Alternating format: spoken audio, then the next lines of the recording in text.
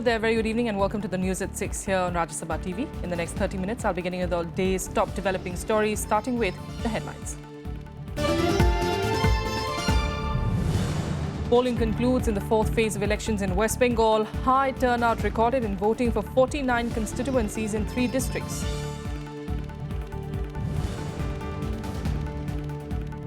Parliament resumes after a recess, but both houses witness protests over the Uttarakhand political crisis.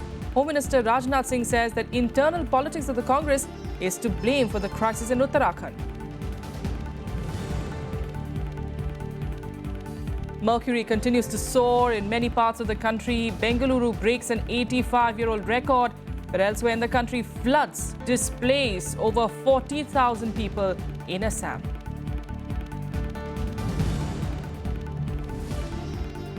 And a special Mumbai court discharges all 9 men arrested in connection with the Malegaon bomb blast case. Incident on the 8th of September 2006 had claimed 37 lives.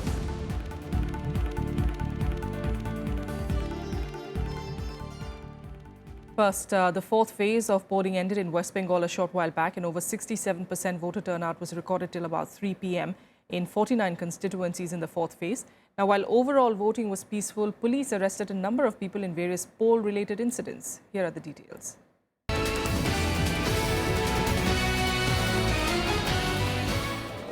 Polling for 49 constituencies started at 7 a.m. amid tight security. Over 1 crore voters were scheduled to cast their ballots in 12,500 polling stations in North Parganas, Bidhannagar and Howrah districts. Security चाहते हैं ये जो पानी का problem है ये बहुत है ये तो बरसात का 2 महीना हम लोग को तंग करके रखता है चाहती हूँ कि जिसको वोट दिए है वो जीते और देश के लिए मतलब वेस्ट बंगाल के लिए अच्छा काम करे. The Election Commission deployed 90,000 security personnel, including Central Armed Forces, in the 3 districts to ensure free and fair elections. 5 police observers of IAS rank kept a vigil on the law and order situation. Nearly 180 people were arrested for bogus voting and booth capturing. In the Howrah North seat, Trinamool candidate and former cricketer Lakshmi Ratan Shukla lodged a complaint against BJP leader and former actress Rupa Ganguly for disrupting the polling process.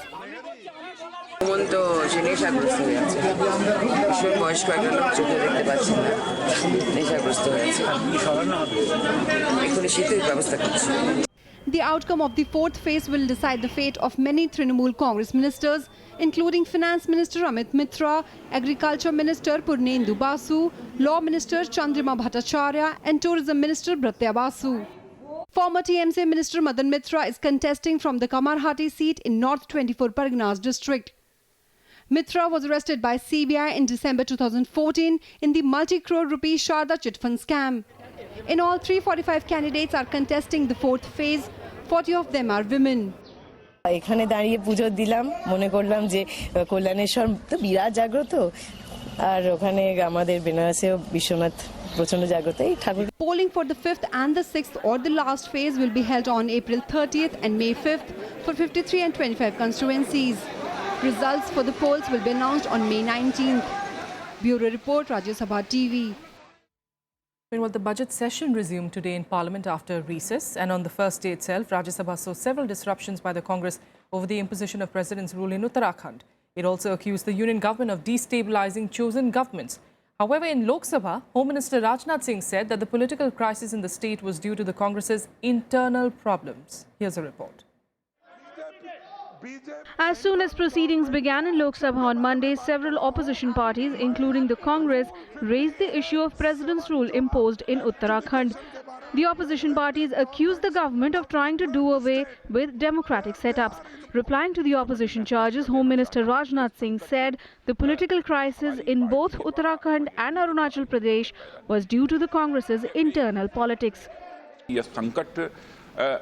हमारी party के द्वारा अथवा NDA के द्वारा ये कोई संकट पैदा नहीं किया गया है. संकट जो पैदा हुआ है यह सब इनके दल के का आंतरिक संकट है जिसके परिणाम स्वरूप एक ऐसी स्थिति वहां पर पैदा हुई. The Congress had earlier brought in an adjournment motion which was rejected by Speaker Sumitra Mahajan, leading to the opposition parties creating uproar in the House. During zero hour, leader of the Congress party in the House, Mallikarjun Kharge, also accused the government of murdering democracy.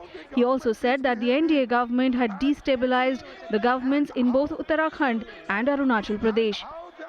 The government celebrates the Constitution Day and speak loud about Dr. Baba Saheb Ambedkar, and in contrast take every possible measures to strangle democracy and suffocate dissenting views. The Uttarakhand matter is in Supreme Court for now. Pranav Goswami's report for Rajya Sabha TV.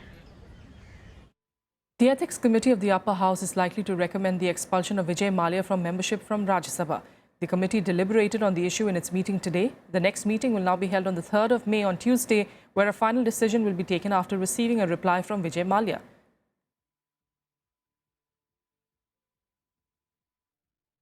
सारी परिस्थिति देख के हम इस नतीजे पे पहुंचे हैं कि इनको राज्यसभा से निष्कासित किया जाना चाहिए, लेकिन हमने उनको अब ये सोचा है कि हम उनको एक हफ्ता देंगे, अगर वो कुछ कहना चाहें तो कहेंगे, फिर हमारी मीटिंग होने वाली है 3 तारीख को, उसमें हम अंतिम निर्णय लेंगे। Now, earlier, the Ministry of External Affairs revoked Mallya's passport, and the ministry is now consulting legal experts on Mallya's deportation, as his stay in the UK is illegal. Mallya has the option of appearing before the Passport Office or moving the High Court or Supreme Court, challenging the revocation. Alternatively, he could also seek permission to stay in the UK from courts there. Meanwhile, reports have appeared suggesting that Mallya's name has appeared on the electoral rolls in the UK, with his country home in Britain as his recorded address.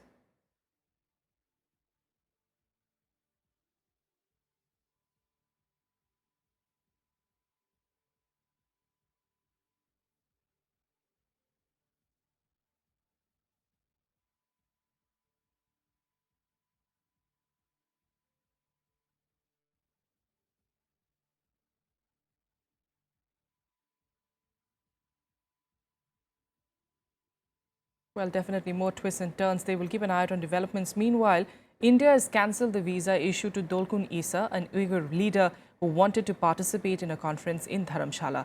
The decision has allegedly been taken after China raised objections. The government is now facing a lot of criticism for the U-turn.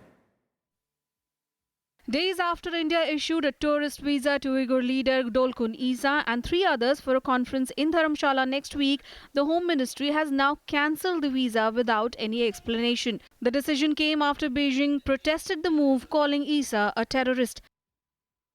Reacting to the move, Isa said he had received a short note from the Indian government saying the visa had been cancelled, but without any explanations. He suspects China's involvement in the episode, as Beijing had earlier criticized India's move to grant him visa. Dolkun Isa is a leader of the World Uyghur Congress. He was invited for the conference organized by US-based Initiatives for China. I do not know the compulsions that India has had in cancelling this visa to Mr. Isa, who is a Uyghur militant. He is exiled from China. There may be compulsions which are not in the public domain, but on the face of it, I think this visa should have been given to him. He should have been allowed to come to Dharamshala, and India should have used it as a pressure handle on the Chinese. India's decision to permit WUC leaders whom China considers as backers of terrorism in its volatile Muslim-dominated Xinjiang province is reported to be in response to Beijing's blocking a ban on JEM chief Masood Azhar at the UN. Bureau Report, Rajya Sabha TV. Without a quick break here, we'll be back with more news in a bit. Stay with us.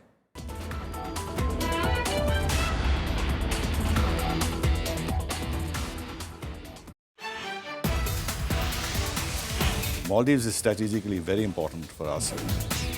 China is interested in spreading its tentacles everywhere in the Indian Ocean. Maldives is not Pakistan. The Maldives has been under President Gayoom's quasi-dictatorial rule. Watch experts discuss and debate with me India's new policy towards the Maldives on Rajya Sabha television.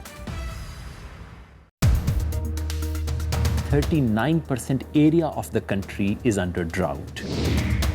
सावन के महीने में एक पाव दाल लाए. सावन. August is when she had last cooked dal in her house. Malaya can run away with 9,000 crore rupees. 1,14,000 crore rupees of corporate debt can be written off, and they don't have money to offer 2 kgs of dal. Watch State of the Economy with Swaraj Abhiyan leader Yogendra Yadav on Rajya Sabha television.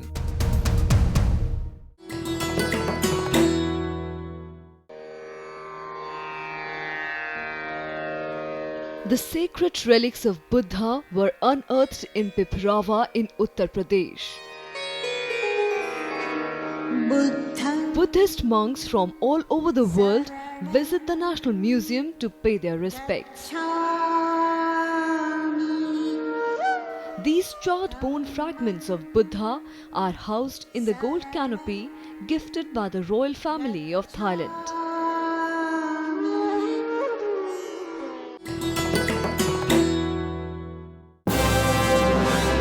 I am Ishan Russell. I'm Tracy Shilchi and you're watching News Tonight.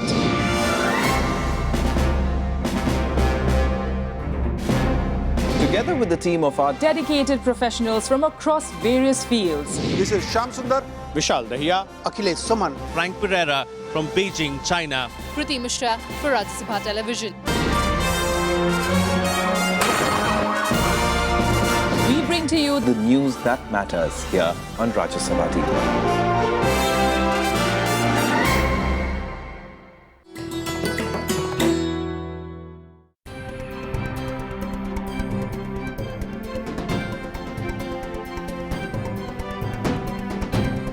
Life after death was a cardinal belief in the Harappan civilization.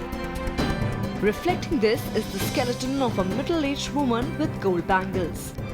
Excavated from Rakhigadi in Haryana, it's an example of the burial practices in those times. Much like the Egyptian mummies, vessels, eatables, ornaments were kept near the dead body, in the hope that they would be of use to the person in the next world.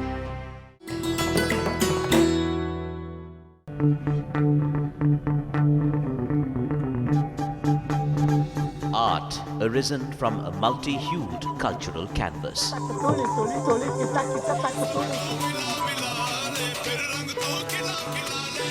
Tradition and cultural fervour dating back centuries.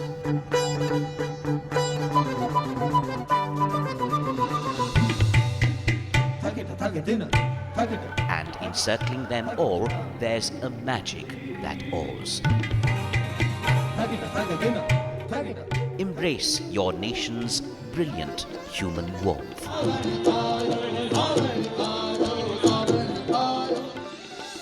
Watch Colours of India, Sundays at 9:30 p.m. on Rajya Sabha television.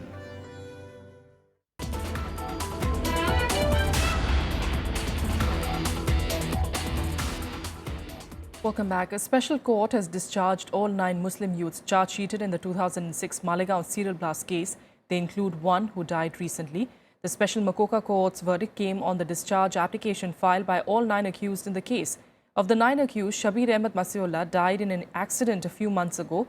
All of them had spent minimum 5 years in jail after they were arrested. The verdict raises a question mark on the evidence presented by the anti-terror squad. Meanwhile, Pakistan Foreign Secretary Aizaz Ahmed Chaudhry will visit India on Tuesday to attend the Heart of Asia Regional Conference. Chaudhry, who will lead the Pakistan delegation to the meeting, will also have bilateral talks with his Indian counterpart S. Jaishankar. According to the Indian Foreign Office, the Pakistani delegation will also hold bilateral meetings with other leading delegations attending the meet. The Pakistani Foreign Secretary is visiting India after bilateral talks were derailed following the Pathankot terror attacks. And now let's get you the latest on the weather situation as the mercury continued to soar in many parts of the country, with Bengaluru surpassing an 85-year-old record. 4 districts in Assam in the northeast were hit by the first wave of floods. Around 45,000 people have been affected in the state. Here's a detailed report. With the mercury skyrocketing in Karnataka, Bengaluru beat an 85-year-old record with a staggering 39.2 degrees Celsius. The high temperatures are expected to continue for a few more days till it rains in the city. The heat wave also continued unabated in Odisha, with Titlagarh becoming the hottest place at 48.5 degrees Celsius in the country. The state government, which earlier declared school holidays till April 26th, announced summer vacation in advance. Most parts of Tamil Nadu experienced an unprecedented heat wave with temperatures crossing the 40 degrees Celsius mark. Vellore recorded the highest of 43.7 degrees Celsius. The ongoing heat wave will continue in Andhra Pradesh and Telangana for at least 5 more days. According to weather officials, the maximum temperature will cross 45 degrees Celsius. Patna remained the hottest place in Bihar with the maximum temperature at 41.1 degrees Celsius. In West Bengal, Bankura district touched the highest at 43.8 degrees Celsius, while Kolkata recorded an above normal 40.2 degrees Celsius. Hisar in Haryana recorded a high of 39.4 degrees Celsius. Titlagarh has recorded 48.5 degree. We have been in touch with the Met Office and they have reported that in few places the temperature may go down by 1 or 2 degrees, but it would remain above 42 degrees in most of the places. Keeping that in mind, the government has decided to close the schools for summer vacation. At a time when the central and southern states are witnessing blazing heat, floods continue to wreak havoc in northeast India. Heavy rainfall triggered pre-monsoon floods in Assam, affecting around 40,000 people. Tinsukia, Sonitpur, Sivasagar and Lakhimpur districts are among the worst affected, with floodwater entering houses in low-lying areas and flooding large area of cropland. Units of Army and NDRF have been brought in to assist affected people. কালিৰ পৰা তেওঁলোকে যিসকল ব্যক্তি আহিছে তেওঁলোকে হয়তো কালিৰ পৰাহে সময় পাইছে নি আকচুৱা তেওঁলোকে কি কৰি থাকিলে তেওঁলোকৰ কৰ্মচাৰী আছে কৰ্মচাৰী আহিলে কৰ্মচাৰী থাকিলে নহব কাম কৰিব লাগিব হয়তো ইয়াৰ নামত বহুতে লাখ লাখ টকা নিজৰ পকেটত ভৰাবলগীয়া In Manipur, apart from causing heavy damage to standing crops and vegetables, over 6,000 houses were damaged by heavy rain accompanied by hailstorm. Bureau Report, Rajya Sabha TV. We'll keep an eye out on developments there. Meanwhile, in more news, reacting to developments over the Ishrat Jahan case in Parliament, former Home Minister P. Chidambaram claimed that the BJP is trying to divert attention by raising the affidavit controversy. Chidambaram tweeted that the real issue was whether there was a fake encounter and whether 4 people already in custody were killed. Quick to react, Union Minister Kiren Rijiju claimed Chidambaram was making an attempt to escape. Chidambaram said an undersecretary signed the second affidavit contradicting an earlier submission that the 19-year-old girl killed in an alleged fake counter was a Lashkar activist. The first affidavit, which was filed in the Gujarat High Court based on inputs from Maharashtra and Gujarat police, called Ishrat Jahan a Lashkar-e-Toiba activist. But this was ignored in the second affidavit that said that there was no conclusive evidence to prove that she was a terrorist. The second affidavit was claimed to be drafted by Chidambaram. Somebody creates a situation which amounts to compromising national security, it is not an issue which can be termed as diverted, or it is not a diversion matter for us. It is too serious. I think the former Home Minister should not make such statement. It is absolutely right that Home Minister approves the contents of the affidavit as per the procedure. He had approved the contents of the affidavit. Every line written on is as the approval of the Home Minister. And now let's take you through some more national news updates in Nationwide.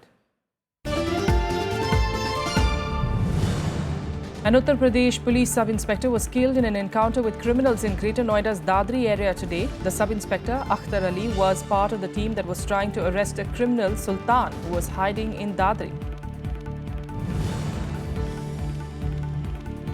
Delhi Chief Minister Arvind Kejriwal's odd-even scheme was debated in Parliament today. Members claimed that the scheme will generate corruption and was aimed at insulting MPs who were seeking exemption to attend Parliament. A senior Islamic State leader responsible for recruiting people from India was killed in a drone strike by the US in Syria recently. Mohammad Shafi Amar, also known as Yusuf, had reportedly become an important ally of IS chief Abu Bakr al-Baghdadi and was helping to set up a base in India. And our news from the US, where rival Republican presidential candidates Ted Cruz and John Kasich join hands against frontrunner Donald Trump. Both announced that they are coordinating their strategies to stop Trump from getting the 1,237 delegates that he needs for an outright win. Here's more. Is that 65 to 70% of Republicans nationally understand that Donald Trump is not the best candidate to go head-to-head with Hillary Clinton. That if we nominate Donald Trump, Hillary wins, and she wins by double digits. And by the way, if Hillary wins, it means we lose the Senate. Republican White House rivals Ted Cruz and John Kasich playing their final card to stop frontrunner Donald Trump. Both will coordinate strategies, staying out of each other's way in the upcoming state primaries to block Trump from winning the Republican presidential nomination. Cruz would now focus on campaigns in Indiana and give Kasich a clear shot in Oregon and New Mexico, where he is expected to fare well. The Indiana election a week from Tuesday is a pivotal moment for our nation. And so I want to ask each and every person here to come out and vote for me 10 times. Now look, we're not Democrats.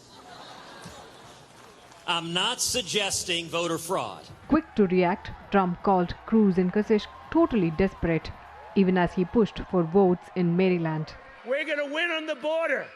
We're going to win with education. We're going to get rid of Common Core. We're going to win on health care. We're going to build the wall. We're going to win at the border. We're going to have people come in legally only. And we're going to win with trade. We're going to have our jobs coming back, and no other jobs are leaving Maryland or any place else, folks. Donald Trump has a clear lead in delegates, but could fall short of the 1,237 number needed to win outright. Currently, Trump has 845 delegates, Cruz 559, and Kasich 148. If Trump cannot reach the target, then the vote will go to a contested convention, where a different nominee may emerge through negotiations among party figures. Bureau Report, Rajya Sabha TV. And now let's quickly take you through the latest in the world of sports in SportsBeat. Sri Lanka's Test opener Kaushal Silva got hit by a cricket ball on the head while fielding in a domestic match. The accident happened on Sunday during a match in Palakkal. Silva was flown to a hospital in Colombo for further tests.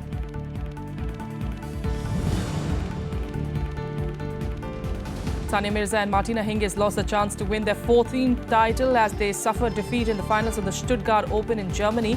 The Indo-Swiss pair were beaten 6-2, 1-6, 6-10 by the French pair of Caroline Garcia and Kristina Mladenovic.